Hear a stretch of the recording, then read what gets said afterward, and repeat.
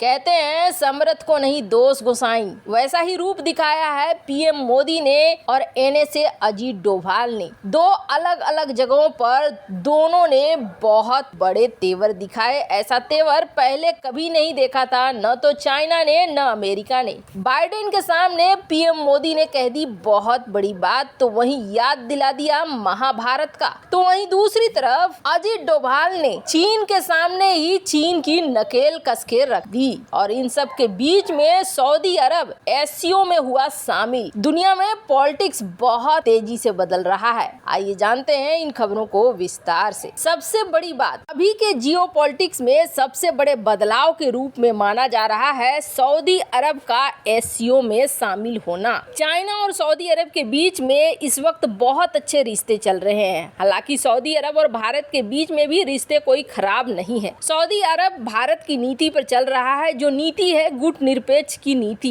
पर हाँ, सऊदी अरब को अपने पाले में चाइना खींच जरूर रहा है, ये चीज देखने को मिल रही है, खास तौर पर अमेरिका से। अब एससीओ में शामिल हो गया है सऊदी अरब और सऊदी अरब के लिए भारत ने भी हाँ बोला, किसी देश ने ना नहीं बोला और ना बोलने का कोई कारण बनता भी नहीं है। सऊदी अरब की किसी से कोई दुश्मनी नहीं है, भारत के लिए भी फायदेमंद है। भारत से भी बहुत अच्छे निवेश चल रहे हैं, बहुत अच्छे व्यापारिक साझेदारी बन रही है, डिफेंस के भी साझेदारी बन रही है। लेकिन हाँ, चीन बढ़त जरूर दिखा रहा है। एससीओ में सऊदी अरब को शामिल करने की बात पिछले साल से ही हो रही थी और आखिरकार इस साल सऊदी अरब इसमें शामिल हो गया। सऊदी अरब की संसद ने इसे पास कर दिया है अपनी तरफ से कि हाँ, अब वो इन बैठकों में जा सकता है और इसका सदस्य के तौर पर काम कर सकता है। एससीओ समिट बनाया गया था आर्थिक रूप से एक दूसरे की मदद करने के लिए, लेकिन ये जो क्षेत्रीय संगठन है, ये क्षेत्रीय संगठन अब मजबूत होता जा रहा है। अब आगे देखने को मिलेगा कि क्या करता है इस एससीओ के जरिए चाइना। क्या चाइना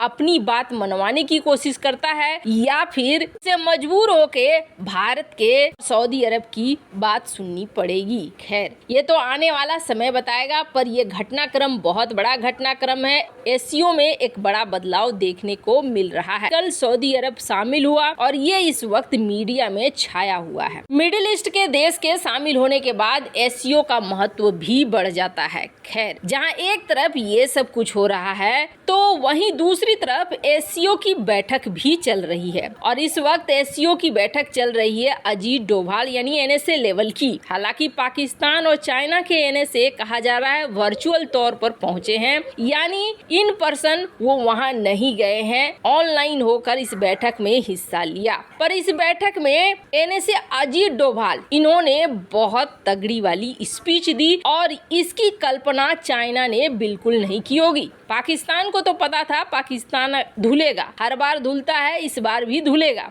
और इसकी शुरुआत भारत ने ऐसे कर दी थी कि पाकिस्तान का डेलीगेशन जो भारत पहुंचा था, उनके हाथों में नक्शा था भारत का गलत, जिसकी वजह से भारत ने कहा कि घुसना है, बैठक में बैठना है तो नक्शा ठीक करो। जिसके बाद वो डेलीगेशन निकल चुका था, यानी डेलीगेशन को बैठने का मौका ही नहीं मिला। भारत ने अपना तेवर बता दिया था। हालांकि 2017 के बाद पहली बार भारत के हाथ में अध्यक्षता मिली है, लेकिन इस अध्यक्षता में भारत ने समझा दिया है अपनी हद में रहो, कायदे में रहोगे तो फायदे में रहोगे। आगे ऐसा ही हुआ। पहले तो आप एनएसए अजीत डोभाल की ये स्पीच सुनिए।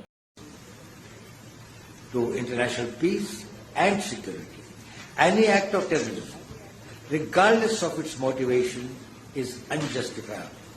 It is important, therefore, for all countries to fulfill the obligations enshrined in the relevant counter-terrorism cooperation protocols, including UN Security Council resolutions 1267, 1373, and successor resolutions for the purpose of identifying and implementing sanctions against global terrorist entities.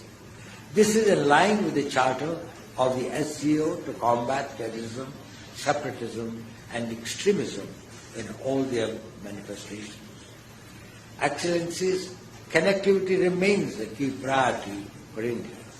We stand ready to cooperate on investing in and building connectivity in the region, while expanding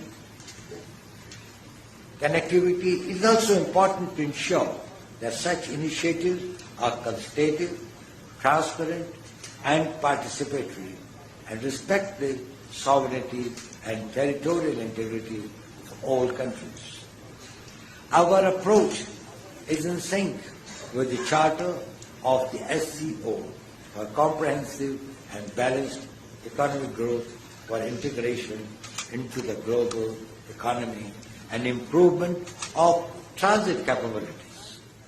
इस speech में NSA Ajit Doval ने सभी को धोया, China को भी धोया। इन्होंने इस बात को कहा कि हर किसी को एक दूसरे की स्वतंत्रता संप्रभुता का सम्मान करना चाहिए, दूसरों के मामले में और दूसरे की जमीन पर दखल नहीं देनी चाहिए। और जहां तक बात आतंकवाद की है, तो आतंकवाद को एक रूप एक समान देखना चाहिए। ये नहीं कि हमारे लिए अच्छा है ये आतंकवाद, तुम्हारे लिए बुरा है ये आतंकवाद। ऐसे कभी भी क्षेत्रीय सुख शांति नहीं आएगी। खैर, ऐसा लगता है जैसे अजीत डोभाल का डर पाक और चाइना दोनों में था। दोनों को पता था कि यहाँ पर कुछ न कुछ सुनाएंगे अजीत डोभाल। खैर, जहाँ एक तरफ ये सब कुछ हो रहा है, तो वहीं दूसरी तरफ डेमोक्रेसी समिट, जिसमें पाकिस्तान को बुलाया था बाइडेन ने, लेकिन पाकिस्तान ने कहा कि तुमने तुर्की और चीन को नहीं बुलाया है, इसलिए हम शामिल नहीं होंगे। आपको बता दें, दूसरी डेमोक्रेसी समिट की मेजबानी जहां अमेरिका कर रहा है, तो वहीं Bharat, Zambia, Costa Rica, Netherlands ये सह मेजबानी कर रहे हैं, यानी को होस्ट बने हुए हैं। यहाँ पर पीएम मोदी ने अपनी बात रखी और कहा, हमारा महाकाव्य महाभारत जो बतलाता है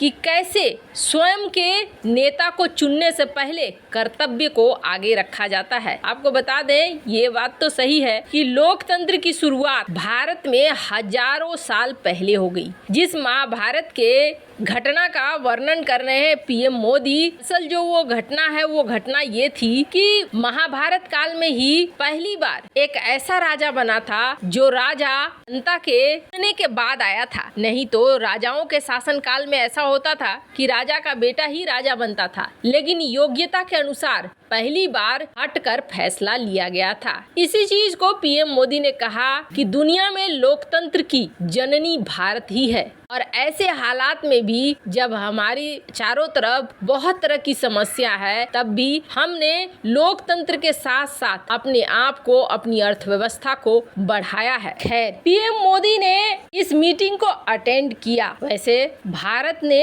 ये साफ कर दिया कि वो न तो किसी के पक्ष में खड़ा है, न विपक्ष में खड़ा है, बल्कि खुद के लिए खड़ा है। वैसे आपको क्या लगता है, क्या पीएम मोदी ने और भारत ने इस मीटिंग को अटेंड करके सही किया या नहीं? कमेंट कर अपनी राय जरूर बताएं। जल्द मिलते हैं अगले वीडियो में नई खबर के साथ।